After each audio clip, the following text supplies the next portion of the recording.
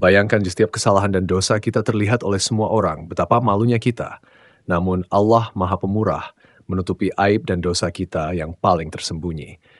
Hari ini mari kita renungkan, apa artinya rahmat Allah dalam hidup kita? Bagaimana kita bisa memanfaatkan kesempatan ini untuk benar-benar mendekat kepadanya? Ya Allah, Ya Rahman, Ya Rahim. Ya Allah, Ya Ghaffar, Ya Ghafur. Ya Allah, Ya Arhamar Rahimin. Wahai Zat yang menguasai langit dan bumi, wahai Zat yang maha kaya, wahai Zat yang maha terpuji, wahai Zat yang maha indah, wahai Zat yang maha sempurna, wahai Zat yang maha menghargai setiap amal hambanya, wahai Zat yang maha melihat dan mengetahui. Ya Allah, Ya Arhamar Rahimin. Tidak ada satupun yang tersembunyi dari penglihatan dan pandangan-Mu, Ya Allah. Percuma saja jika kami berpura-pura soleh di hadapan-Mu, sedangkan Engkau tahu apa yang kami lakukan di belakang orang-orang lain. Sedangkan Engkau tahu apa yang kami lakukan dalam kesendirian, Ya Allah. Sedangkan Engkau tahu apa yang kami lakukan dalam kegelapan malam, Ya Allah. Sedangkan Engkau tahu apa yang kami lakukan secara diam-diam, Ya Allah.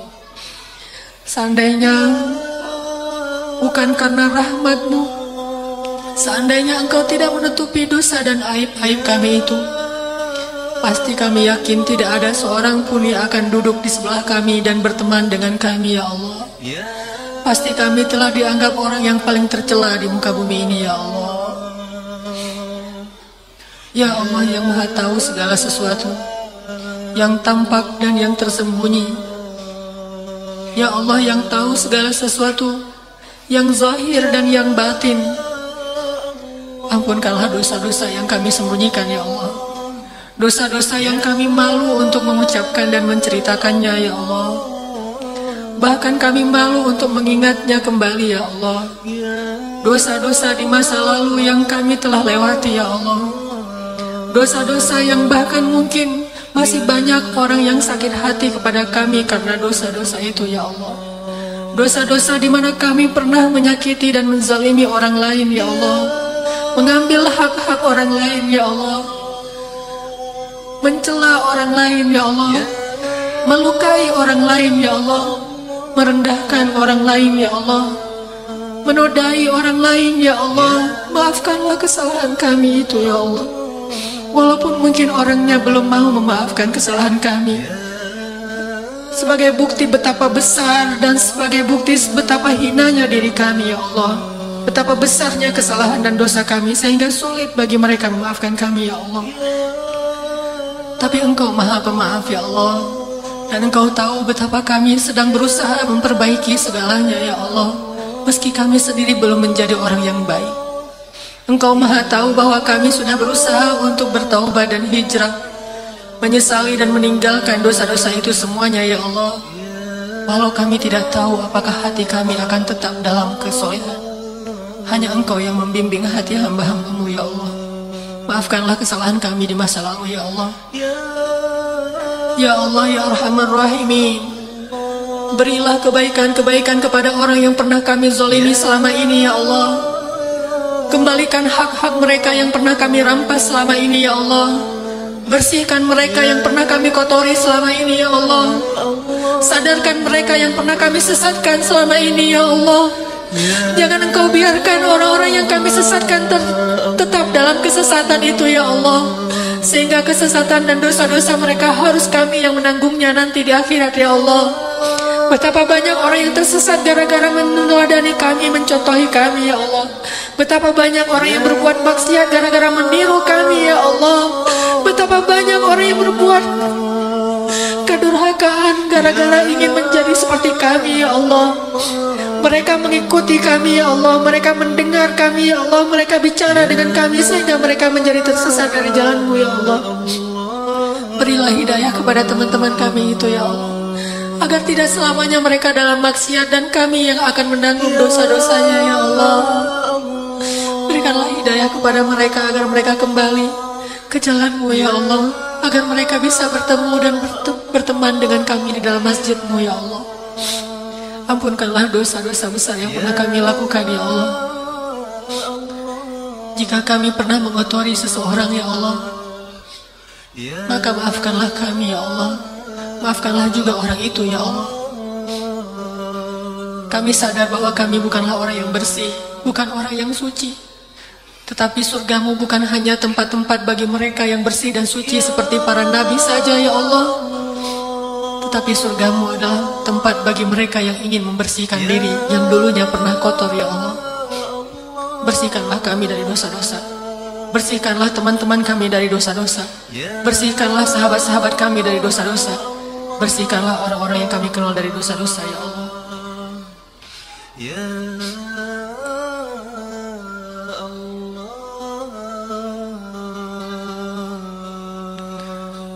Rabbana ighfir lana wa liwalidayna wa liwalidayna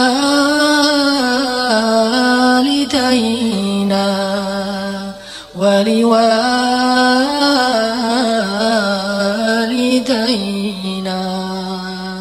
warhamhuma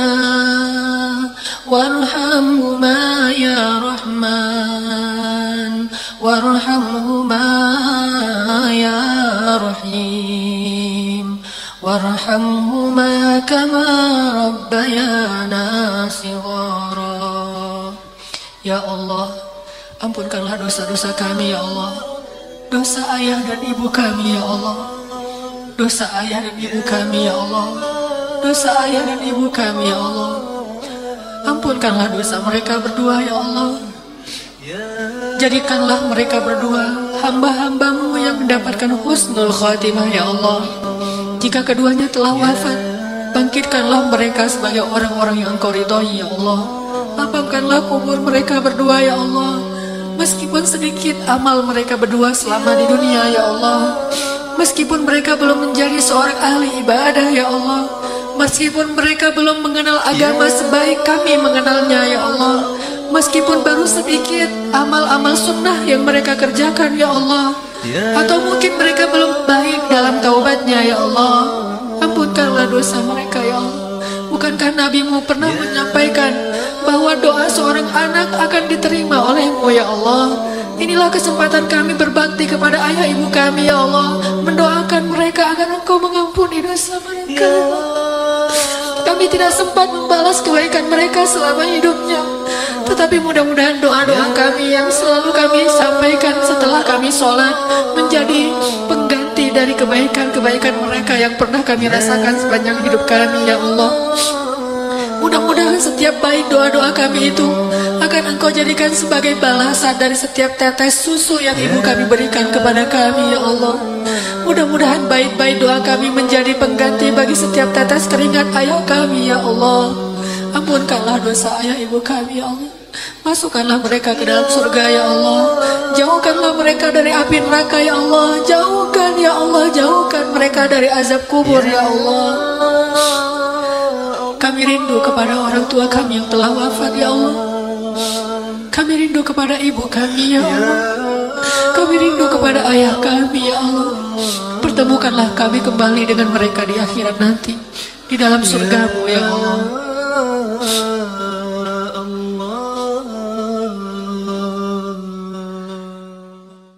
Sebelum kita mulai, biar teman-teman bisa buka Al-Quran dulu.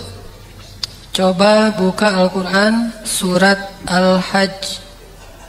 Surat Al-Hajj itu surat 22.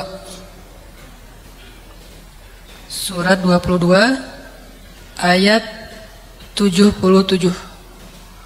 Surat Al-Hajj surat 22 ayat 77.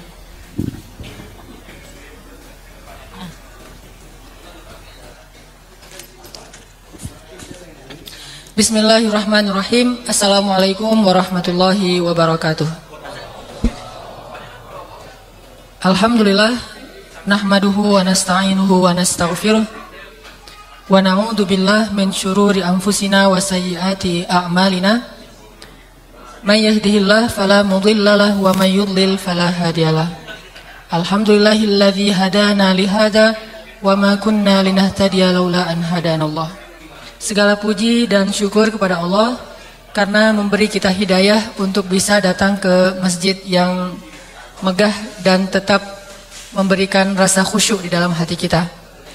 Hidayah yang karenanya kita bisa punya semangat untuk mencari ilmu. Hidayah yang karenanya kita mulai menjadi pencari cahaya, pencari kebenaran, dan belajar berubah dengan hijrah, menghijrahkan amal kita, menghijrahkan gaya hidup kita, dan menghijrahkan hati kita insya Allah. Kalau bukan karena hidayah Allah, nggak mungkin kita bisa berada di tempat ini. Kalau bukan karena hidayah Allah, nggak mungkin kita merasa betah berada di masjid. Apalagi dalam durasi yang cukup lama, sekitar 2 jam. Itu berat bagi orang yang tidak diberikan hidayah. Ya nggak usah jauh-jauh, lihat diri kita yang dulu aja lah. Dulu kita jangankan di dalam masjid, ngelihat masjid aja malas banget kan ya. Dengar azan tuh kayaknya kayak dengar suara petir gitu. Kok bentar-bentar udah azan, bentar-bentar udah azan, apalagi azan subuh. Apalagi kalau rumahnya dekat dengan masjid, udah gitu sebelum azan sekitar setengah jam kan suka ada kayak sholawatan gitu ya. Ada sholawatan, ada puji-pujian. Itu kan bikin gak bisa tidur. Jadi terganggu tidurnya, padahal baru tidur jam 3 pagi. Udah gitu disambut dengan sholawatan. Kenapa? Karena hati kita tuh masih tertutup oleh dosa-dosa dan hawa nafsu. Tapi sejak Allah beri hidayah, malah mendengar suara azan subuh itu bahagia gitu. Sholat subuh itu sesuatu yang sangat dinantikan gitu. Kalau kita mau tahajud itu, kalau kita mau tidur, senang. Kenapa tidurnya senang? Karena sebentar lagi saya mau bangun pengen tahajud. Jadi kangen dengan tahajud, kangen dengan malam, kangen dengan sepertiga malam terakhir, kangen dengan doa-doa yang hanya kita yang mendengarnya. Pastinya Allah Subhanahu wa Ta'ala Maha menyaksikan. Ini menunjukkan bahwa kalau bukan karena hidayah Allah, kayaknya agak susah kita bisa betah di dalam masjid sampai 2 jam lebih. Mendengar taklim, cek. Mendengar taklim bukan karena taklimnya bagus, standar. Karena saya kalau ceramah di tempat lain juga nggak rame-rame amat yang datang. Bukan ustadz yang nyelep, bukan yang terkenal, bukan yang sering masuk TV. Bahkan saya belum pernah masuk TV kayaknya. Paling pernah masuk TV dulu waktu kecil, itu juga bukan ceramah, cuma ngaji doang terus masuk TV. Udah gitu pas saya udah jadi ABG udah nggak jelas, udah nggak masuk TV lagi. Sampai sekarang belum masuk TV, berarti belum jelas ya. Artinya bukan karena ceramahnya bagus, bukan karena pematerinya itu terkenal, bukan karena ilmunya banyak, tetapi kenapa kita masih betah? Berarti karena Allah Subhanahu wa Ta'ala menjadikan hati kita nyaman dalam rumah Allah Subhanahu wa Ta'ala. Apa kata Nabi? Kalau kamu melihat seorang laki-laki merasa nyaman di dalam rumah Allah seperti dia nyaman di rumahnya, maka saksikanlah bahwa dia orang yang beriman. Insya Allah kita tergolong orang yang beriman. Pernah nggak ngajak teman, yuk ikut yuk, kemana? Ke masjid. Malas kalau ke masjid, gitu kan? Kalau misalnya ikut yuk kemana? Jalan, kemana? Ke kafe atau ke tempat-tempat hiburan atau ke mall atau kemana lah, itu pasti dia akan semangat banget. Malah kita nggak akan, dulu pas masa-masa belum kayak sekarang gitu ya, masa-masa dulu dipaksain sama teman kita sampai dia datang ke rumah terus maksa-maksa kita ikut malam, padahal kita udah capek banget tapi dipaksain datang ke tempat-tempat hiburan. Kita nggak tersinggung sama teman kita kan, nggak marah sama dia, lu ngapain maksa-maksain gua, kan ini urusan pribadi, kan nggak pernah ngomong gitu ya. Kita malah ngelihat dia yang maksain kita ke tempat-tempat hiburan itu kayaknya, oh dia mah orangnya setia kawan gitu, nggak mau menikmati hiburan sendiri, share your happiness banget gitu lah ya, tapi dalam makna yang lain. Nah, sekarang orang tersinggung kalau kita agak maksa ke masjid. Kenapa? Karena hatinya emang nggak tertarik dengan masjid. Kalau misalnya teman-teman sekarang diajak sama temennya, yuk ke masjid TSM, ngapain? Ada kajian, ada majelis ilmu gitu. Terus kita bilang, agak-agak capek. Udah nggak apa-apa, nggak usah dirasain dulu capeknya. Yang penting ikut aja dulu, capeknya nanti di masjid. Kita nggak tersinggung lagi sekarang. Kenapa? Karena Allah udah memberi kita rasa nyaman dalam keimanan. Dan itu hidayah yang sangat-sangat besar yang harus kita syukuri. Melebihi anugerah, harta, rezeki, umur, dan semua kebaikan-kebaikan hidup. Hidayah dari Allah Subhanahu wa Ta'ala. Makanya kalimatnya, Alhamdulillahilladzi hadana lihada wa ma kunna linahtadiya laula an hadanallah. Segala puji bagi Allah yang udah ngasih kita hidayah seperti ini. Kalau bukan hidayah Allah, pasti kita dalam keadaan tersesat. Jadi teman-teman sering-sering ngucapin kalimat itu biar Allah tambah lagi hidayah. Karena hidayah itu nggak sekaligus. Dari awal dia muncul, dari awal dia masuk ke dalam hati, sampai menjadi utuh itu butuh waktu. Nggak sekaligus. Cara biar dia nambah terus gimana? Bersyukur kan? La in syakartum la azidannakum. Kalau kamu bersyukur, aku tambah nikmatku. Nah, salah satu biar ditambah nikmatnya itu nikmat hidayah. Cara bersyukurnya sering-sering ucapkan alhamdulillahilladzi hadana lihada wa ma kunna linahtadiya laula an hadanallah. Segala puji bagi Allah atau makasih Allah yang udah ngasih saya hidayah kepada kebaikan. Kalau bukan hidayahmu pasti saya dalam keadaan masih tersesat. Sering-sering ngomong kayak gitu. Dari dulunya senang dosa, sekarang jadi nggak senang lagi sama dosa. Dari dulunya bahkan nggak bisa ninggalin dosa. Kalau nggak melakukan dosa sehari itu rasanya kayak ada yang kurang dalam hidup. Sekarang malah sekali buat dosa yang mungkin nggak sebesar dulu itu rasanya nggak nyaman lagi tuh. Langsung nyesel. Mungkin masih ngelakuin dosa lah ya. Nggak mungkin orang nggak ngelakuin dosa sama sekali itu kayaknya nggak ada yang sesuci itu. Tapi minimal dosanya itu bukan dosa besar yang disengaja. Kalaupun disengaja langsung berubah menjadi penyesalan. Astagfirullahaladzim, kenapa saya masih ngulang kesalahan itu ya? Nyesel aja. Jadi sedih aja beberapa jam berikutnya. Sampai akhirnya sholat taubat, istighfar. Itu hidayah dari Allah tuh. Bukan gak ngelakuin dosa sama sekali. Tapi bisa nyeselin dosa, bisa merasa bersalah setelah melakukan dosa. Itu hidayah dari Allah. Karena banyak orang melakukan dosa itu gak ada rasa bersalah. Banyak orang makan makanan yang haram gak ada rasa risih gitu. Gak ada rasa nyesel. Aduh, udah terlanjur masuk nih makanan yang haram, gimana dong? Nanti daging dan darah saya tumbuhnya dari makanan yang haram. Kayak Abu Bakar langsung ngambil kayak semacam kayu gitu, terus kalau kata orang Jawa mah disogrok-sogrok, apa bahasa Sunda? Dirojok, dimasukin ke dalam mulut gitu ya, biar muntah. Karena udah terlanjur makan daging yang disembelih bukan dengan nama Allah. Akhirnya dia masukin tuh alat ke dalam mulutnya biar muntah. Pas udah muntah diliatin daging nggak yang keluar, jangan-jangan yang keluar bukan daging, roti mah nggak usah keluar tuh, kenapa roti yang keluar gitu? Yang keluar malah roti bukan daging, kan yang disuruh keluar daging. Belum keluar daging dirojok lagi, sampai keluar lagi diliatin sampai pingsan loh.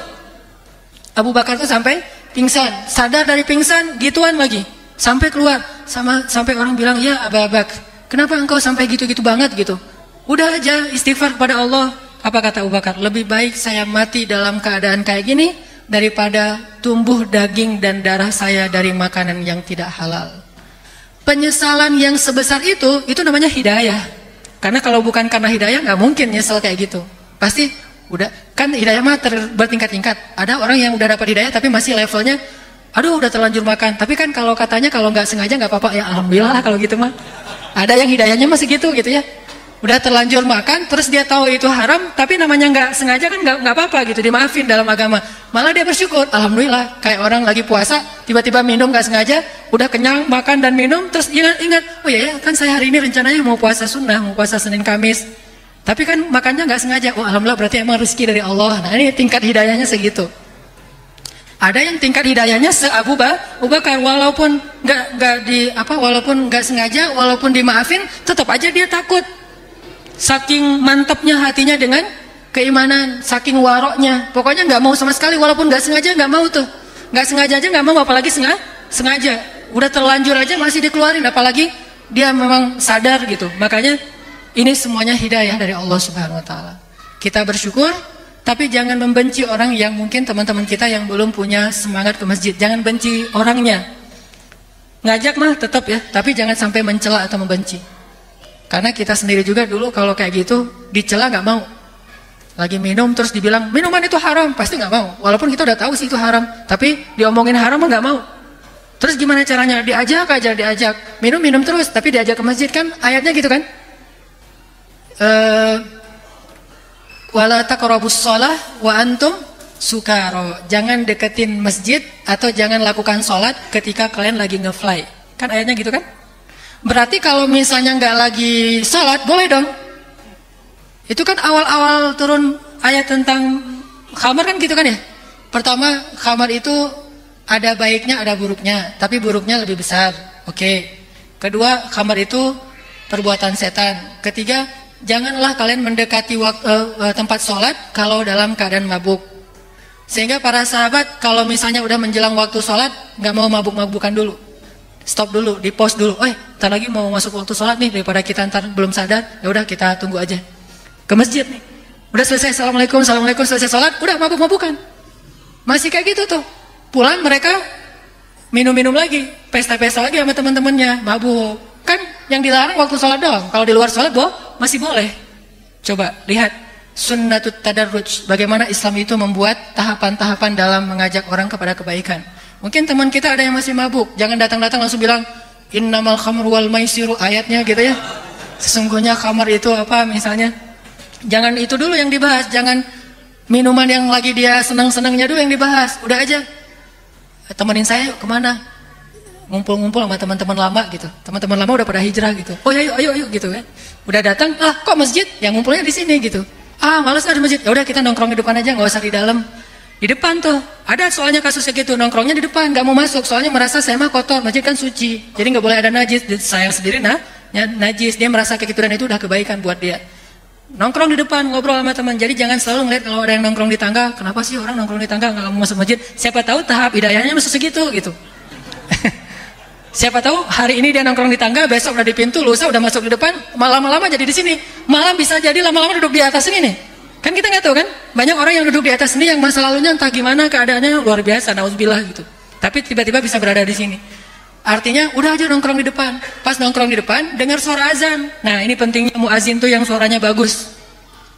Pas dengar suara azan, azannya ala Al-Aqsa, yang lembut, yang pokoknya nyentuh di hati banget, touching banget di hati kita tuh. Pas dia dengar, namanya orang kayak gitu tuh sejahat apapun, hatinya tuh baik sebetulnya. Malah banyak orang yang macam-macam kehidupannya itu kehidupan yang sebutlah jahil ya, tapi hatinya itu yang saya perhatiin rata-rata itu lembut sebetulnya. Cuma belum ada momentum aja buat dia balik arah. Pas dengar azan, orang kafir aja dengar azan bisa nangis kan? Apalagi ini orang muslim, cuma emang selama ini jauh dari agama. Mungkin pas dengar azan jadi pengen sholat, cuma malu sama temannya. Mau inisiatif, yuk kita butuh yuk. Aduh, kayaknya tuh nggak mungkin banget gitu dia ngomong gitu kan ya. Kayak udah kebalik aja dunia kalau ada yang ngomong kayak gitu sementara dia masih dalam keadaan merasa kotor. Temannya yang bilang, gimana? Mau wudu? Udahlah, dia gengsi-gengsi gitu. Padahal dia pengen gitu. Udah wudu. Pas wudu nggak usah diliatin wudunya. Walaupun salah biarin aja. Jangan pas wudu, udah selesai wudu biar saya liatin. Soalnya saya udah belajar fikih wudu kemarin. Aduh ini mah nggak terlalu menggurui gitu. Udah biarin aja dia wudu di pojok situ, kita menjauh. Biarin aja dia nggak salah-salah wudunya. Udah dia wudu udah segala macam, terus dia angkat tangan padahal nggak berdoa, angkat tangan doang gitu. Seolah-olah udah berdoa setelah wudu. Mungkin kita juga nggak tahu doa setelah wudu apa gitu. Ya udah, akhirnya selesai gitu masuk ke masjid, lihat-lihat. Ini aneh gini ya tempatnya, belum pernah saya ke tempat-tempat kayak gini mah. Biasanya tempat yang pas saya masuk langsung aja lightingnya gimana-mana gitu, terus suara sound systemnya, musiknya, si DJ-nya. Ternyata ini mah nyaman banget. Semua orang itu khusyuk, diam. Ada yang lagi berdoa, nangis. Terus tiba-tiba serentak berdiri semuanya ngesaf. Saya berdiri di mana ya? Akhirnya dia paling belakang sendiri gitu. Imamnya juga bacaannya bagus. Heart touching banget, kena di hatinya. Pas dia gitu, keingat semua dosa-dosa dia. Gara-gara powerful tilawah, langsung ke bawah semua dosa-dosa dia. Dia malah yang paling khusyuk sholatnya di dalam masjid, dia. Bukan imam, bukan makmum saf pertama, malah orang yang pertama banget masuk masjid. Itu paling luar biasa. Ini semuanya yang saya ceritakan ini, prolog ini ada hubungannya dengan tema kita pada malam ini.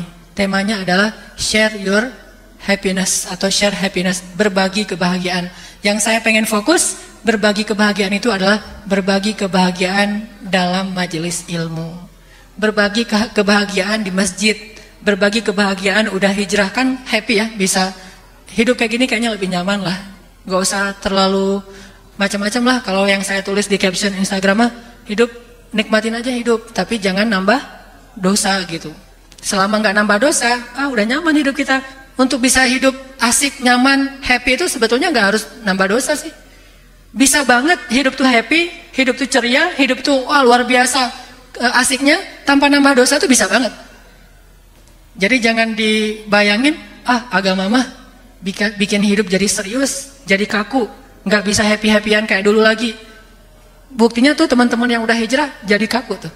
Berarti Ada orang yang memberikan kayak semacam contoh bahwa setelah hijrah itu nggak asik. Makanya kalau setelah hijrah, setelah kita kayak gini udah menjadi orang yang lebih dekat ke masjid, tunjukin keluar bahwa setelah kita belajar Islam itu hidup kita masih asik kok.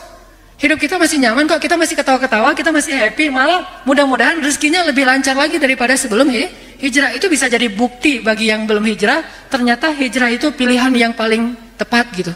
Ternyata menjadi hamba yang taat itu adalah suatu yang benar, yang udah di jalurnya, udah tepat banget lah pokoknya. Nggak akan gara-gara rajin ke masjid terus jarang tersenyum, itu nggak. Malah rajin ke masjid makin senang tersenyum. Harus kayak gitu harusnya kita mah. Biar kita tunjukin bahwa ke masjid itu happiness, dan saya pengen sharing sama kalian. Bukan ke masjid itu paksaan dan saya pengen maksain kalian, bukan.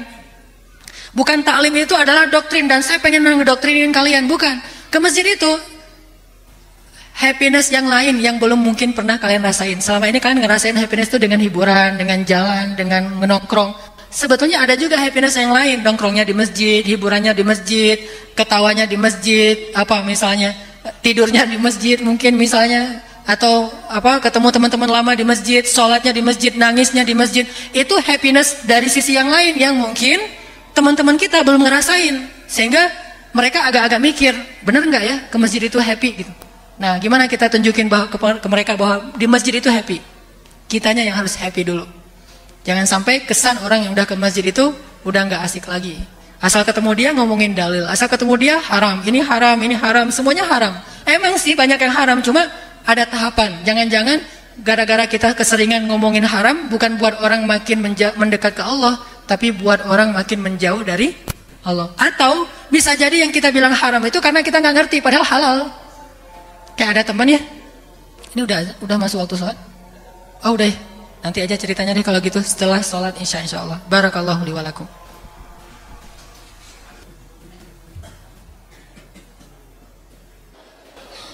Oke, bismillahirrahmanirrahim. Teman-teman sekalian, tadi ada yang kayak mau saya ceritain, lupa apa ya? Lazab belum ya? Ini lupa berjamaah ini. Oke, ntar kita baca deh. Saya tadi mau menyampaikan bahwa berada di dalam masjid itu adalah nikmat dari Allah, betul? Hidayah itu nikmat dari Allah. Bisa belajar agama itu nikmat, kebahagiaan yang Allah berikan kepada kita. Tapi saya mau tanya dulu biar ini jujur. Teman-teman bahagia nggak berada di dalam masjid? Yang jawab mas cuma baru 10-10-nya. Bahagia di dalam masjid? Ini yang cewek-cewek di atas bahagia berada di atas? Pengen ganti biar kita yang ke situ? Bahagia ya di situ ya, nggak nyampur ya. Dan ngelihat saya lebih jelas gitu. Bahagia ya di dalam masjid. Kalau kalian ngerasa bahagia berada di dalam masjid, bahagia dapat hidayah, bahagia bisa dengar taklim, maka coba share your happiness, kebahagiaan ini kepada yang lain. Sama kayak kita semangat sharing tempat makan yang enak.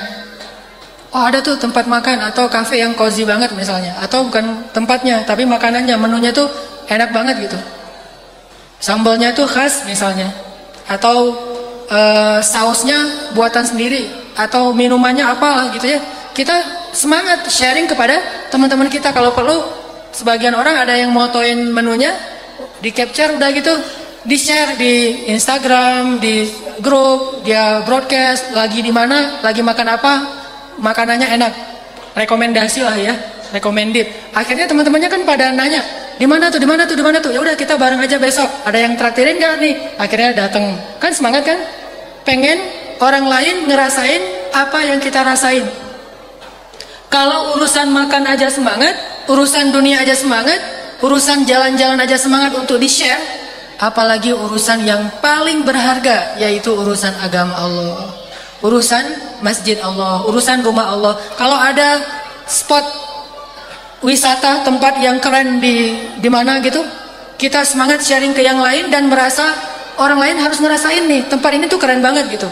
Maka tidak ada tempat yang lebih baik di muka bumi, kata Nabi, daripada rumah Allah. Sebaik-baik tempat di muka bumi itu adalah masjid. Jadi harus ada semangat untuk sharing itu. Saya pengen teman saya yang ini dapetin kebahagiaan yang saya rasain di dalam masjid. Share kepada mereka. Ajak, kalau bahasa pesantren mah dakwah lah ya. Mendakwahi teman-teman yang belum merasa tertarik ke masjid. Caranya gimana? Caranya kita tuh harus terlihat happy, dan happy-nya tuh harus tulus, happy beneran gitu.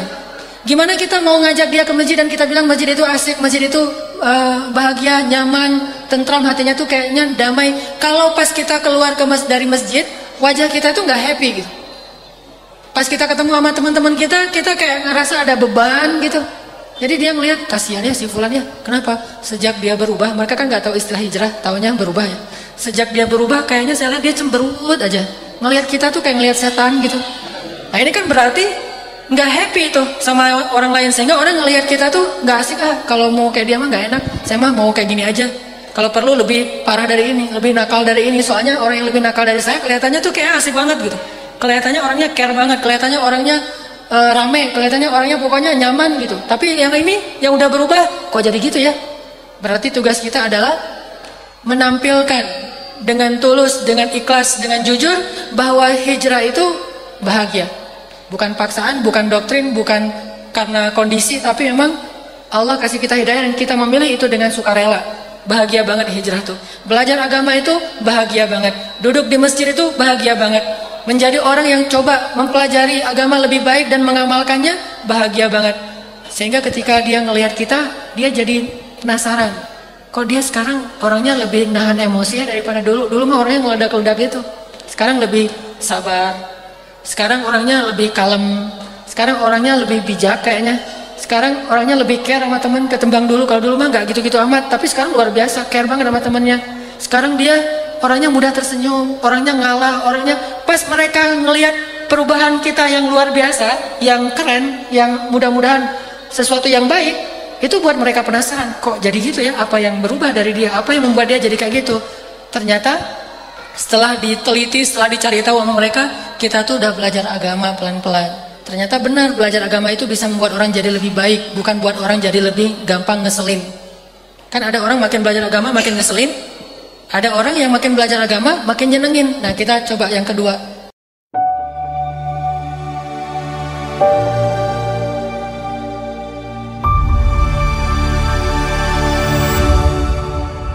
Sehingga dari situ kita bisa sharing. Nanti ajaknya pelan-pelan kayak tadi. Gak usah langsung bilang mau ngajak ke taklim. Taklim apaan? Halakoh. Halakoh itu apa gitu. Istilahnya berat-berat banget. Halakoh, taklim, tarbiyah, apalagi tuh. Tausiah, liko, gitu-gitu kan berat tuh. Terus ngapain? Nongkrong yuk gitu. Di mana? Udah ada sama teman-teman lama yang kayak tadi. Udah pelan-pelan akhirnya. Dan gak usah dipaksain. Jangan sampai wajah kita berubah menjadi cemberut gara-gara dia menolak. Justru ketika kita cemberut gara-gara dia nolak, itu menunjukkan bahwa kita itu nggak asik gitu, nggak nyaman. Sehingga dia akan lagi-lagi berkata, ternyata kamu udah berubah nggak kayak dulu gitu. Makanya coba kita punya semangat untuk share. Kenapa sih harus punya semangat untuk sharing? Pertama emang lebih asik kalau rame-rame kan. Bayangin kalau ketemu di sini teman-teman lama gitu, teman-teman nakal dulu, ketemunya di masjid kan itu asik ya. Kalau nggak punya teman nakal jangan nakal, udah aja teman-teman yang baik dulu gitu. Saya mah Ustaz nggak pernah nakal-nakal amat, dari dulu mah gini-gini aja. Kan ada istilah pemuda hijrah mah dulunya nakal, kalau pemuda istiqomah emang dari dulu udah baik gitu. Istiqomah kan. Jadi kalau ini emang saya mah Ustaz dari dulu udah baik. Oh kamu bukan pemuda hijrah, pemuda istiqomah. Karena udah baik. Teman-teman nakal nongkrong dari dulu tuh ketemu lagi di sini, akhirnya malu. Tapi gimana mau malu? Lo juga di sini, gua juga di sini, sama dengan kita. Cuma beda jalur masuknya, ada yang lewat si fulan. Pokoknya ketemunya di sini, akhirnya reunian di masjid. Itu luar biasa. Kayak sahabat-sahabat reunian di depan Ka'bah. Pernah baca nggak adegan sahabat reunian di depan Ka'bah? Reunian sahabat nakal, teman-teman nakal mereka gitu. Jadi ketemu lagi di depan Ka'bah pas habis Fathu Makkah. Siapa aja coba? Umar, yang dulu pernah bunuh orang. Kalau mabuk mah emang udah dia banget lah gitu ya. Kalau bunuh orang pernah lah, mabuk. Nggak tahu kalau perempuan saya nggak berani, harus cek lagi kalau masalah seks. Tapi bunuh orang, mabuk, syirik itu, kalau syirik sekarang mah dukun, ramal, yang gitu-gitu deh, yang ilmu-ilmu kanuragan, yang gitu-gitu. Pernah lah kayak gitu-gitu mah Umar. Udah gitu siapa? Khalid. Wah, ini mah berdua kan petarung nih. Duel berdua aja tuh. Sekali menang Umar, sekali menang Khalid. Sering kayak gitu tuh. Nggak ada yang bilang Umar lebih kuat daripada Khalid atau Khalid lebih kuat daripada Umar. Pokoknya gantian aja juaranya tuh. Kalau di skate sama kayak Absar sama Pevi itu. Sekali juaranya Absar, sekali juaranya Pevi, kan berdua aja tuh. Nah ini Umar, Khalid, tarung lagi. Nggak selesai, cuma tarungnya tarung fair, tarung di atas ring. Mereka nggak tarung tawuran, tarungnya di atas ring. Wah, sekali Umar dari Bani kabilah fulan, Khalid dari kabilah fulan. Padahal mereka juga masih sepupuan sih. Kadang-kadang adu panco gitu. Menang Khalid, menang Umar, berdua. Jagoan di masa Natal, jahiliyah. Ketemu lagi siapa? Ikrimah. Ikrimah itu siapa? Anaknya Abu Jahal. Bapaknya aja gitu ya, gimana anaknya kan? Wah, lebih nakal lagi tuh. Pokoknya nih satu geng anak muda yang kalau kita baca sejarah ya, Umar, Khalid, Ikrimah, Amr bin As, ada Abu Jandal, ada Abdullah bin Suhail, terus ada sekitar 10 orang nih, geng anak muda yang nakal-nakal. Padahal yang muda yang lain ada, kayak Utsman itu masih muda, cuma dia nggak nakal. Dia pemuda istiqomah banget kalau Utsman mah. Karena emang dia, Abu Bakar tuh pemuda istiqomah. Soalnya emang gak pernah syirik, gak pernah berzina, gak pernah minum, gak pernah membunuh orang. Itu udah baik dari dulunya juga, walaupun belum paham Islam. Abu Bakar, Utsman, Ali itu memang anak istiqomah banget. Kalau yang hijrah banget, Umar, Khalid yang nakal-nakal lah gitu ya. Ketemu lagi tuh, pas ketemu, ingat gak dulu kalian, kita kalau lagi di depan Ka'bah nih ngapain? Ya, kita dulu kalau di depan Ka'bah itu suka judi. Judinya taruhannya tuh gak tanggung-tanggung loh. 100 ekor onta. Kita mah judi mah paling juga duit 10.000. Ini judi mah 100 ekor onta itu udah judi tingkat nasional kalau di kita mah. 1 ekor onta itu harganya berapa? Saya pernah bilang 100 juta. Bukan onta yang disembelih yang harganya 40 juta. Onta yang dipakai berdagang. Paling murah 100 juta. Kali 100. Sekali judi. Khalid judi sama Amr bin As. Orang tuanya sama-sama kaya. Pas kalah kata mereka 100 ekor onta mah cuma untuk 1 kali pesta gitu mah. Karena kalau datang tamu dari luar negeri, katakanlah jamaah haji, mereka tuh ngasih makanan jamaah haji tuh satu keluarga sendiri gitu. Jamaah haji semuanya saya yang tanggung hari ini, besok saya yang tanggung. Itu 100 ekor onta sekali nyembelih. Biasa aja kayak gitu-gitu. Ingat gak kalian dulu kita di depan Ka'bah ngapain? Oh ya, judi, minum, cewek gitu. Yang gitu-gitulah di depan Ka'bah lah gitu. Bukannya tawa, bukannya doa, bukannya nangis, bukannya taubat, malah maksiat. Tapi setelah dapat hidayah, akhirnya di depan Ka'bah mereka bersama Rasulullah mengingat masa lalu, menangis, bertaubat dan bersyukur udah diberi hidayah. Kan asik kalau kita ketemu teman-teman nakal dulu. Kalau dulu ketemunya di jalan, sekarang ketemunya di masjid. Makanya nggak akan sempurna kebahagiaan kita di dalam masjid sampai teman-teman kita rame. Jadi kita bisa reunian sama mereka. Saya aja yang pemuda hampir-hampir istiqomah ya. Agak-agak istiqomah lah ya. Karena kalau nakal sih insya Allah belum pernah. Kalau yang dosa-dosa besar, alhamdulillah Allah selamatkan belum pernah. Untung saya tinggal di Banda Aceh. Kayaknya kalau saya tinggal di Bandung mungkin pernah juga gitu. Kalau di Banda Aceh kan masih budayanya masih agak ketat. Orang berduaan aja. Yang mencela itu bukan polisi syariat. Yang mencela itu masyarakat. Sampai keluarganya sendiri. Jadi udah budayanya nggak boleh. Sampai pernah ada yang jalan berdua, langsung ditanya, kenapa berdua-dua malam? Ini mah adik saya. Oh gitu. Biasa yang kayak gitu-gitu mah di sana gitu. Terjaga. Artinya alhamdulillah maksiat yang dosa besar alhamdulillah nggak pernah. Kalau nakal-nakal yang gitu alhamdulillah juga nggak pernah dan mudah-mudahan nggak akan. Tapi setidaknya kangen gitu kalau misalnya di masjid itu ada teman-teman saya dulu yang sama-sama kuliah di Al-Azhar. Makanya pas ada Muzammil, alhamdulillah ketemu teman yang di Aceh yang dulunya pernah kenal, tapi kenalnya tuh nggak saling ketemu, tapi tahu gitu. Apalagi kalau teman-teman saya yang dulunya sama-sama di Al-Azhar, satu kos-kosan, satu kampus, satu perjuangan gitu. Nggak dibilang satu tempat teman main ya, soalnya nggak terlalu main juga. Satu perjuangan, itu ketemu lagi di masjid itu aja bahagia. Apalagi kalau dulunya teman main, teman nakal, itu lebih bahagia lagi tuh. Karena perubahannya ekstrim. Kalau ini mah nggak terlalu aja ada perubahan ya, cuma suasana jalan doang yang berubah. Kalau yang tadi, yang teman nakal, itu luar biasa. Pasti akan haru biru banget. Pasti akan bahagia banget. Maka kenapa kita tidak ngajak mereka supaya kita bisa mendapatkan kebahagiaan yang lebih besar lagi? Share. Satu alasannya, biar kita lebih sempurna lagi bahagianya. Dua alasannya, kalau dia berhasil berubah setelah kita ajak, maka setiap kebaikan dia itu pahalanya juga mengalir kepada kita. Siapa yang mengajak kepada kebaikan, dia dapat pahala kebaikan orang yang menirunya atau yang mengikutinya.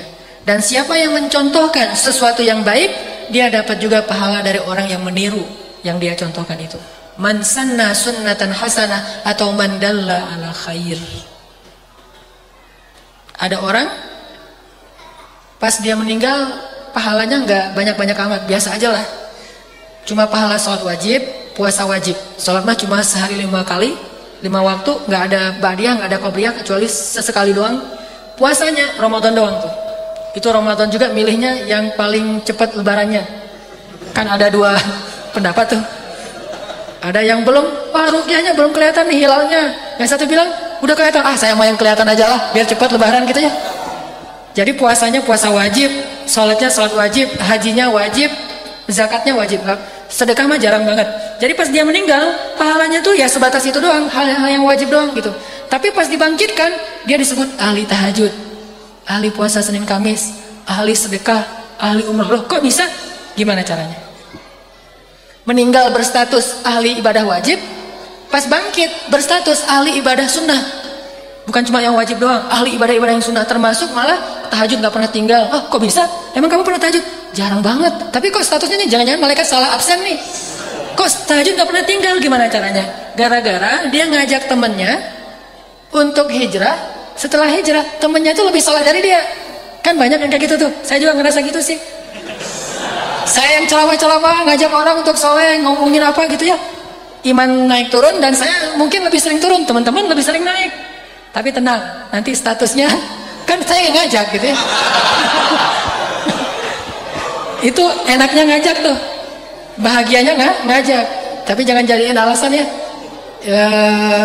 Pokoknya gitu aja. Pas dia bangkit, kok statusnya banyak amal sunnah nih? Kan berdasarkan dalil tadi, siapa yang mengajak kepada kebaikan dapat pahala orang yang mengikutinya tanpa mengurangi pahala mereka. Oke.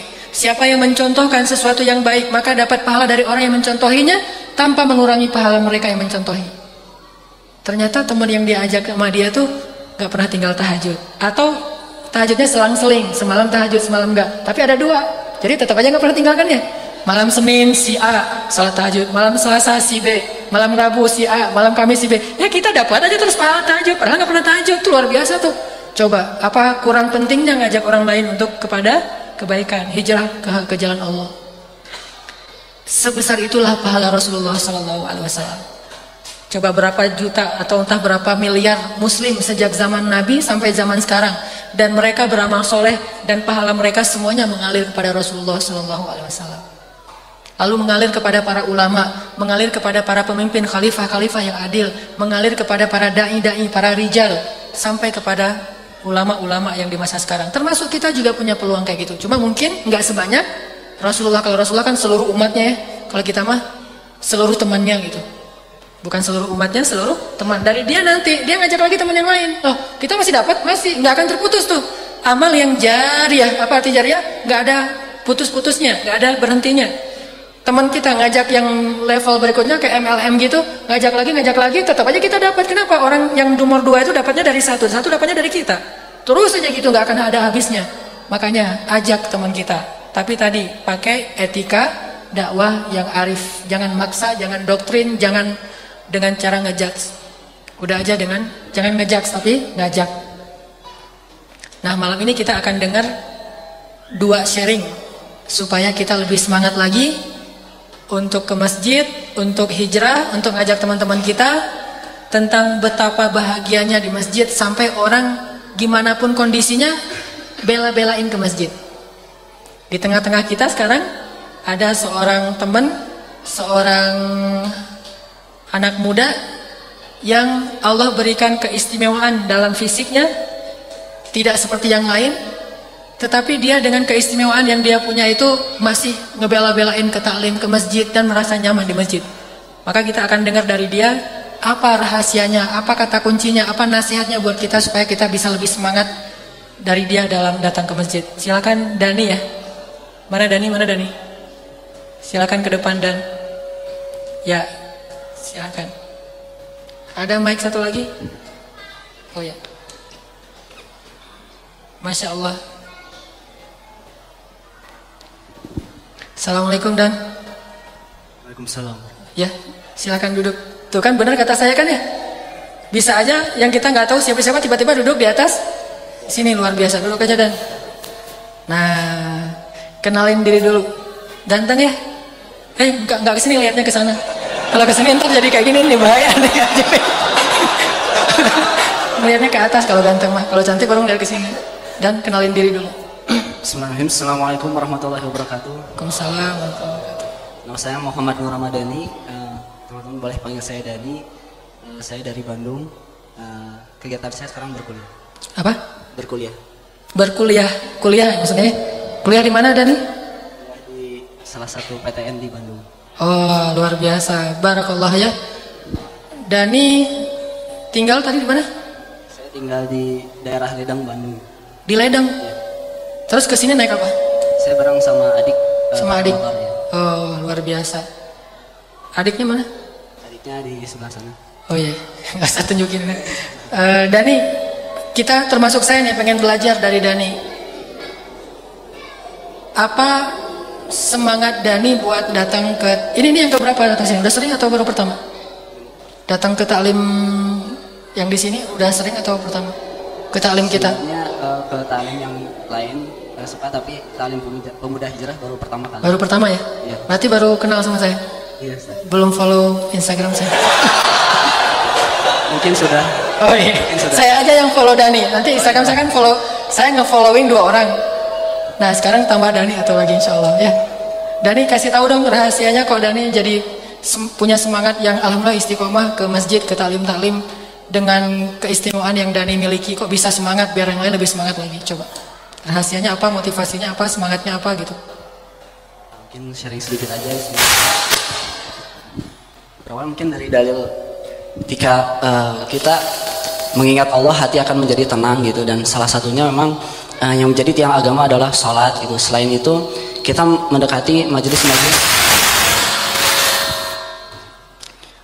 majelis-majelis yang menjadi taman surga seperti itu.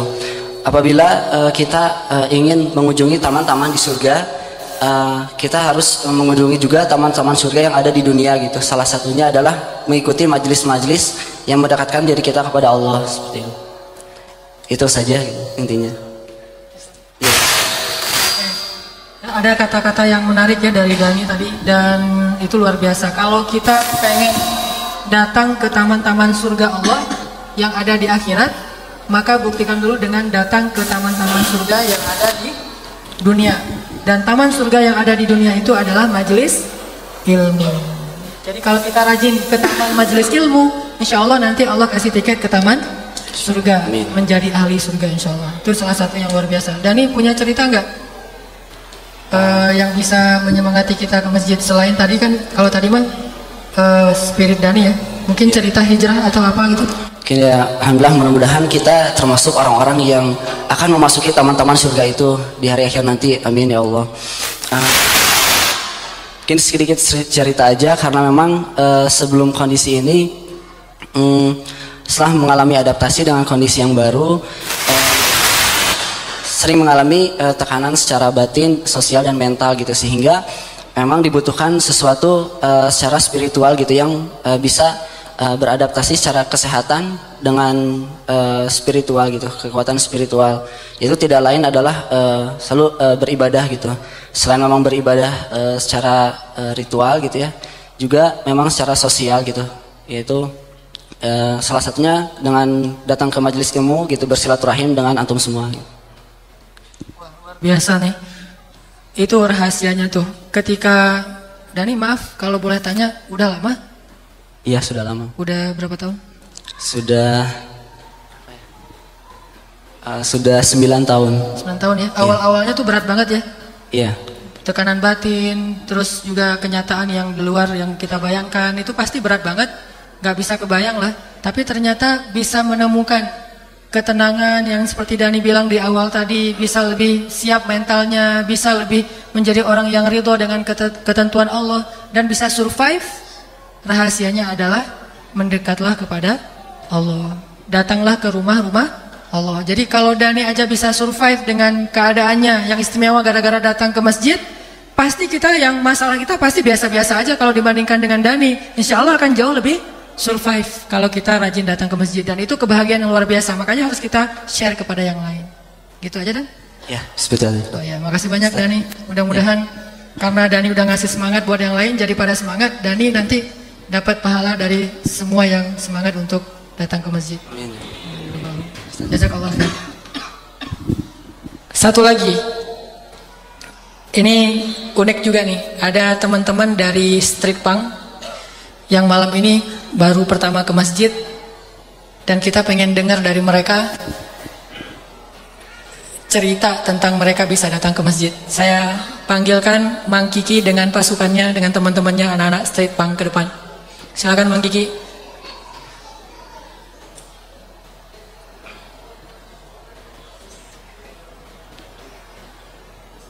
Kita takbir dulu. Allahu Akbar. Allahu Akbar. Allahu Akbar. Luar biasa. Ini pasukan-pasukan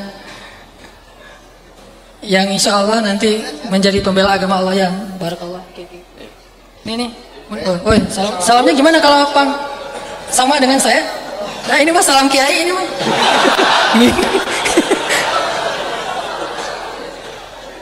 Ya nanti saya minta diajarin salam anak Pang. Oke, kenalin namanya dulu dari yang paling kanan ya. Berdiri kalau. Assalamualaikum warahmatullahi wabarakatuh. Nama saya Erwin Kurnia. Assalamualaikum warahmatullahi. Ntar dulu, Erwin Kurnia nongkrongnya di mana? Biar kita tahu. Biasanya di mana? Tinggalnya? Cibang. Oh di belakang situ. Oke. Berarti aman. Assalamualaikum warahmatullahi wabarakatuh. Namanya siapa? Satu-satu dulu. Assalamualaikum warahmatullahi wabarakatuh. Salam, namanya? Nama saya Pian. Pian. Pian. Ya, assalamualaikum warahmatullahi wabarakatuh. Salam. Nama saya Ahmad Ambali. Asli tinggal di Garut. Rumah PU. Panggilan? Panggilannya? Panggilan Ali. Ali. Wes, Ali. Barakallah yang luar biasa. Ali. Terus yang Erwin, Pian, Ali. Assalamualaikum warahmatullahi wabarakatuh. Ini sarung yang ngasih Mang Kiki? Atau Mang ini? Oh, luar biasa. Nama saya Rizwandi, disebut Aris. Aris. Ya. Kenapa Aris? Rada kenging sangking punten. Ya, satu lagi siapa? Abdi Mang Kiki wilujeng wengi ka sadayana. Nah, ini mah salah satu inspirator saya. Saya banyak belajar dari Mang Kiki. Ini tadi ceritanya kan berdua sama teman ke sini, nggak sengaja lagi ngamen di depan TSM. Ayo orang sarolat heula sambil ngopi kayak gitu kan. Ya ayo ya ke sini aja lah gitu kan. Kan we sajam sabaraha ceban, misalkan ceban ewang we lah gitu. Penting sarolat heula we. Oke.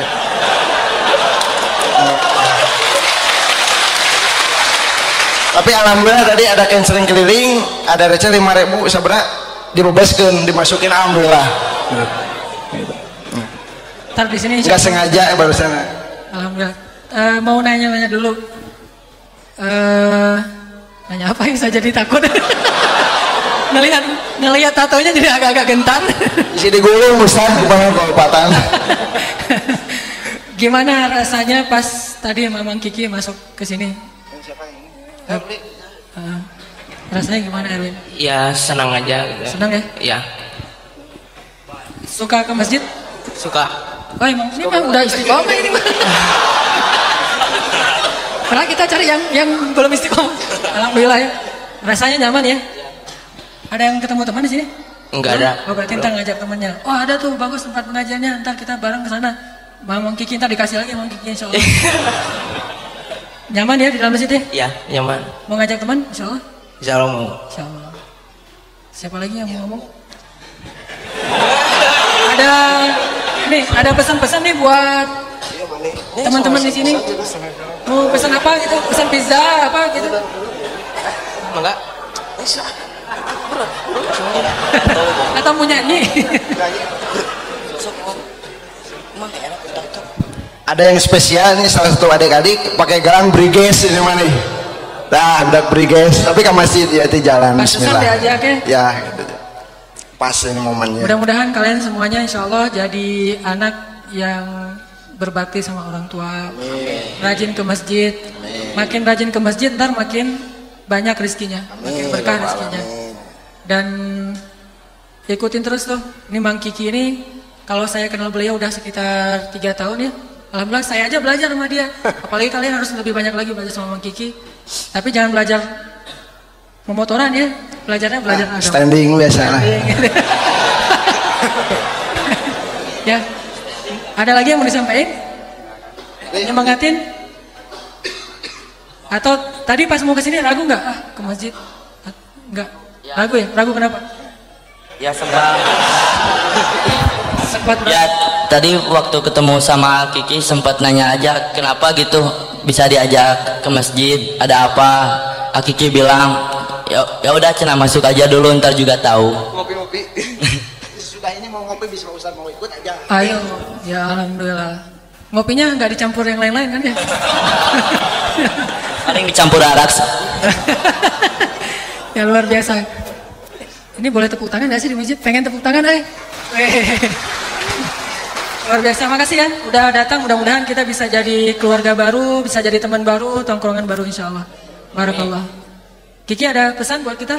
Nih yang ngajaknya nih, mudah-mudahan. Gimana pesannya Ustaz? Ya terserah Kiki. Ya pesannya kepada teman-teman mumpung muda, manfaatkan sisa hidupnya, sisa hidup ini untuk ya mengajak lah gitu kan, tidak menjai tapi lebih menyayangi, mendoakan dan merangkul gitu, karena ya inilah kesempatan hidup kita untuk bisa untuk menyayangi sesama gitu, karena ya di dunia inilah udah kita saling menyayangi gitu, udah meninggal nggak ada kesempatan untuk bisa duduk di sini bareng-bareng gitu. Wah luar biasa tuh ya. Jangan ngejudge, jangan ini, tapi merangkul, menyayangi, diajak pelan-pelan. Dan alhamdulillah Kiki udah banyak lah ngajak-ajak teman-teman dari jalan untuk bisa bareng-bareng menikmati hidangan Allah di dalam masjid. Mudah-mudahan itu bisa kita amalin. Makasih Kiki. Sama-sama. Dan teman-teman semuanya. Ya, ini gimana? Gini. Udah aja lah. Kalau nyari cangkeng lah ya. Kayak aja lah.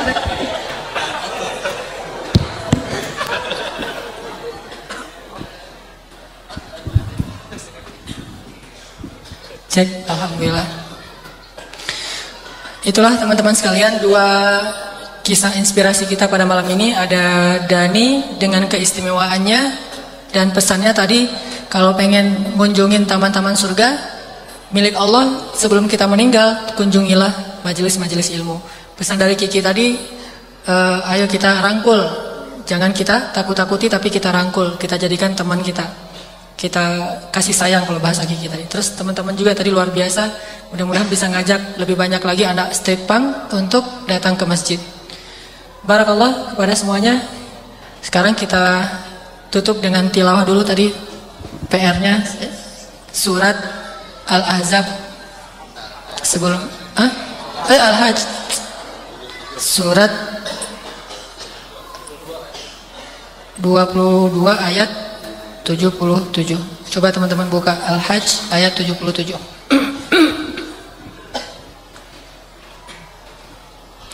A'udzu billahi minasy syaithanir rajim. Silakan.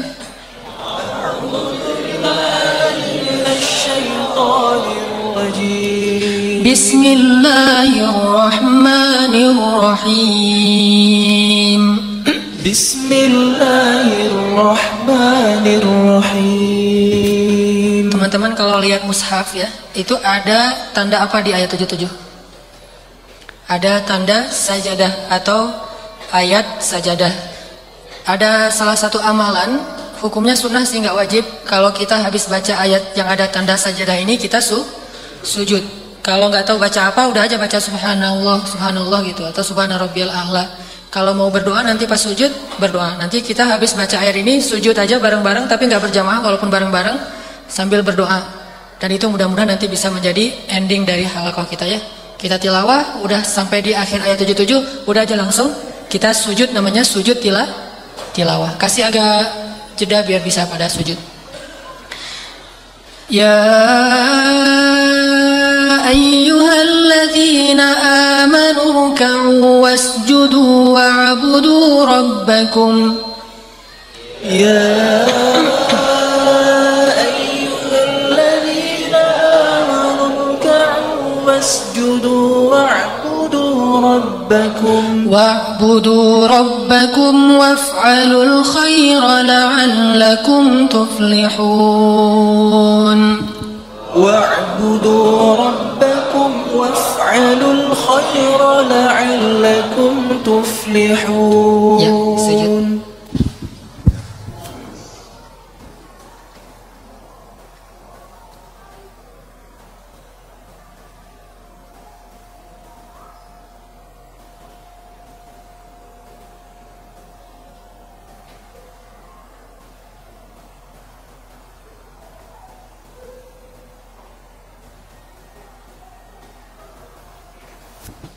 Ya, selesai. Kita tutup dengan doa bersama-sama. A'udzu billahi minasy syaithanir rajim. Bismillahirrahmanirrahim. Alhamdulillahi rabbil alamin. Arrahmanir rahim. Maliki yaumiddin. Iyyaka na'budu wa iyyaka nasta'in. Ihdinas siratal mustaqim. Siratal ladzina an'amta 'alaihim ghairil maghdubi 'alaihim waladdallin. Bismillahirrahmanirrahim. Allahu la ilaha illa huwal hayyul qayyum. La ta'khudhuhu sinatun wa la nawm. Lahu ma fis samawati wa ma fil ard. Man dhal ladhi yashfa'u 'indahu illa bi'idhnihi. يعلم ما بين أيديهم وما خلفهم ولا يحيطون بشيء من علمه إلا بما شاء وسع كرسيه السماوات والأرض ولا يؤوده حفظهما وهو العلي العظيم. بسم الله الرحمن الرحيم. قل هو الله أحد الله الصمد لم يلد ولم يولد ولم يكن له كفوا أحد. بسم الله الرحمن الرحيم. قل أعوذ برب الفلق من شر ما خلق ومن شر غاسق إذا وقب ومن شر النفاثات في العقد ومن شر حاسد إذا حسد. بسم الله الرحمن الرحيم. قل أعوذ برب الناس ملك الناس إله الناس من شر الوسواس الخناس الذي يوسوس في صدور الناس من الجنة والناس. أستغفر الله رب البرايا. أستغفر الله من الخطايا. أستغفر الله رب البرايا. أستغفر الله من الخطايا. أستغفر الله رب البرايا. أستغفر الله من الخطايا. يا الله يا رحمن يا رحيم. يا الله يا غفار يا غفور. Ya Allah, ya Arhamar Rahimin. Wahai Zat yang menguasai langit dan bumi, wahai Zat yang maha kaya, wahai Zat yang maha terpuji, wahai Zat yang maha indah, wahai Zat yang maha sempurna, wahai Zat yang maha menghargai setiap amal hambanya, wahai Zat yang maha melihat dan mengetahui. Ya Allah, ya Arhamar Rahimin, tidak ada satupun yang tersembunyi dari penglihatan dan pandangan-Mu, ya Allah. Percuma saja jika kami berpura-pura soleh di hadapan-Mu, sedangkan Engkau tahu apa yang kami lakukan di belakang orang-orang lain. Sedangkan Engkau tahu apa yang kami lakukan dalam kesendirian, ya Allah. Sedangkan Engkau tahu apa yang kami lakukan dalam kegelapan malam, ya Allah. Sedangkan Engkau tahu apa yang kami lakukan secara diam-diam, ya Allah. Seandainya bukan karena rahmat-Mu, seandainya Engkau tidak menutupi dosa dan aib-aib kami itu, pasti kami yakin tidak ada seorang pun yang akan duduk di sebelah kami dan berteman dengan kami, ya Allah. Pasti kami telah dianggap orang yang paling tercela di muka bumi ini, ya Allah. Ya Allah yang maha tahu segala sesuatu, yang tampak dan yang tersembunyi. Ya Allah yang tahu segala sesuatu, yang zahir dan yang batin. Ampunkanlah dosa-dosa yang kami sembunyikan, ya Allah. Dosa-dosa yang kami malu untuk mengucapkan dan menceritakannya, ya Allah. Bahkan kami malu untuk mengingatnya kembali, ya Allah. Dosa-dosa di masa lalu yang kami telah lewati, ya Allah. Dosa-dosa yang bahkan mungkin masih banyak orang yang sakit hati kepada kami karena dosa-dosa itu, ya Allah. Dosa-dosa di mana kami pernah menyakiti dan menzalimi orang lain, ya Allah. Mengambil hak-hak orang lain, ya Allah. Mencela orang lain, ya Allah. Melukai orang lain, ya Allah. Merendahkan orang lain, ya Allah. Menodai orang lain, ya Allah. Maafkanlah kesalahan kami itu, ya Allah. Walaupun mungkin orangnya belum mau memaafkan kesalahan kami. Sebagai bukti betapa besar dan sebagai bukti betapa hinanya diri kami, ya Allah. Betapa besarnya kesalahan dan dosa kami sehingga sulit bagi mereka memaafkan kami, ya Allah. Tapi Engkau maha pemaaf, ya Allah. Dan Engkau tahu betapa kami sedang berusaha memperbaiki segalanya, ya Allah. Meski kami sendiri belum menjadi orang yang baik.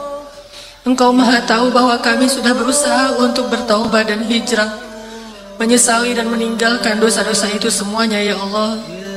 Walau kami tidak tahu apakah hati kami akan tetap dalam kesolehan. Hanya Engkau yang membimbing hati hamba-hamba-Mu, ya Allah. Maafkanlah kesalahan kami di masa lalu, ya Allah. Ya Allah, ya Arhamar Rahimin, berilah kebaikan-kebaikan kepada orang yang pernah kami zalimi selama ini, ya Allah. Kembalikan hak-hak mereka yang pernah kami rampas selama ini, ya Allah. Bersihkan mereka yang pernah kami kotori selama ini, ya Allah. Sadarkan mereka yang pernah kami sesatkan selama ini, ya Allah. Jangan Engkau biarkan orang-orang yang kami sesatkan tetap dalam kesesatan itu, ya Allah. Sehingga kesesatan dan dosa-dosa mereka harus kami yang menanggungnya nanti di akhirat, ya Allah. Betapa banyak orang yang tersesat gara-gara meneladani kami, mencontohi kami, ya Allah. Betapa banyak orang yang berbuat maksiat gara-gara meniru kami, ya Allah.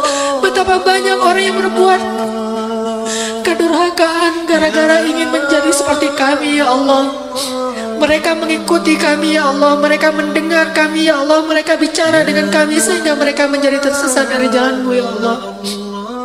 Berilah hidayah kepada teman-teman kami itu, ya Allah, agar tidak selamanya mereka dalam maksiat dan kami yang akan menanggung dosa-dosanya, ya Allah. Berikanlah hidayah kepada mereka agar mereka kembali ke jalan-Mu, ya Allah. Agar mereka bisa bertemu dan berteman dengan kami di dalam masjid-Mu, ya Allah. Ampunkanlah dosa-dosa besar yang pernah kami lakukan, ya Allah. Jika kami pernah mengotori seseorang, ya Allah, maka maafkanlah kami, ya Allah. Maafkanlah juga orang itu, ya Allah. Kami sadar bahwa kami bukanlah orang yang bersih, bukan orang yang suci. Tetapi surgamu bukan hanya tempat-tempat bagi mereka yang bersih dan suci seperti para nabi saja, ya Allah. Tetapi surgamu adalah tempat bagi mereka yang ingin membersihkan diri yang dulunya pernah kotor ya Allah. Bersihkanlah kami dari dosa-dosa. Bersihkanlah teman-teman kami dari dosa-dosa. Bersihkanlah sahabat-sahabat kami dari dosa-dosa. Bersihkanlah orang-orang yang kami kenal dari dosa-dosa ya Allah.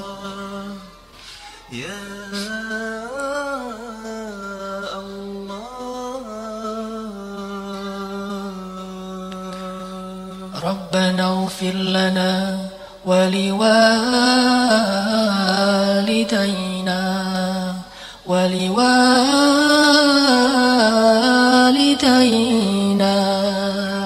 ولوالدينا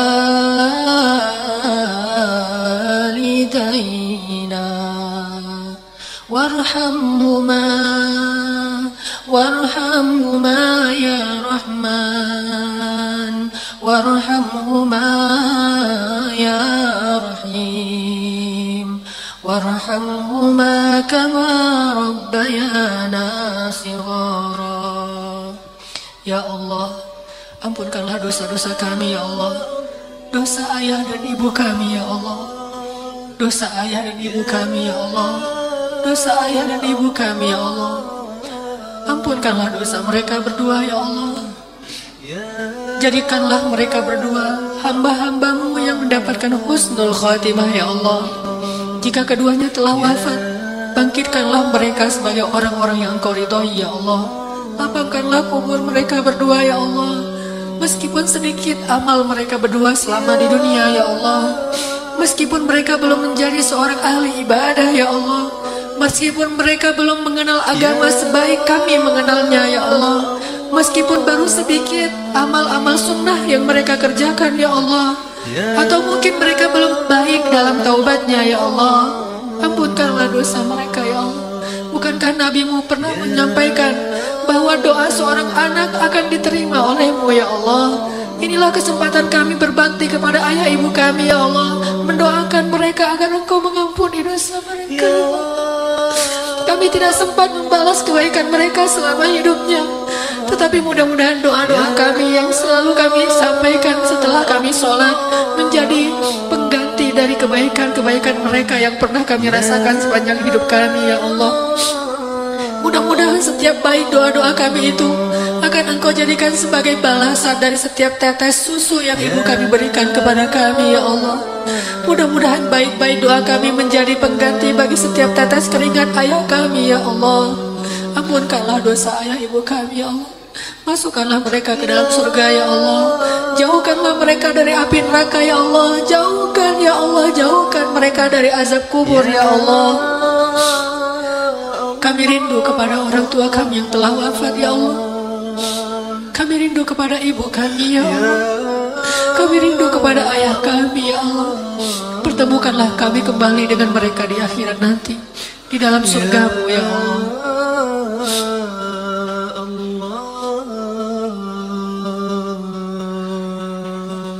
Rabbana atina fid dunya hasanah wa fil akhirati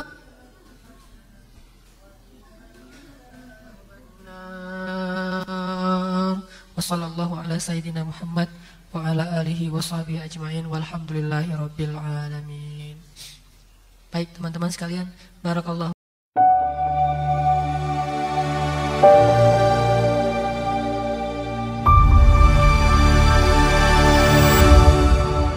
Ceramah ini menekankan pentingnya ketulusan dan kerendahan hati dalam beribadah, sambil menyadari bahwa Allah Maha mengetahui bahkan dosa-dosa yang paling tersembunyi.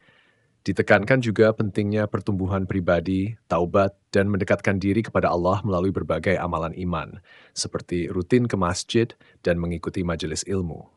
Ada ajakan untuk berbagi pengalaman positif ini kepada orang lain, dengan harapan dapat menginspirasi mereka menuju kebaikan dan menjauhi perbuatan yang dapat menyesatkan.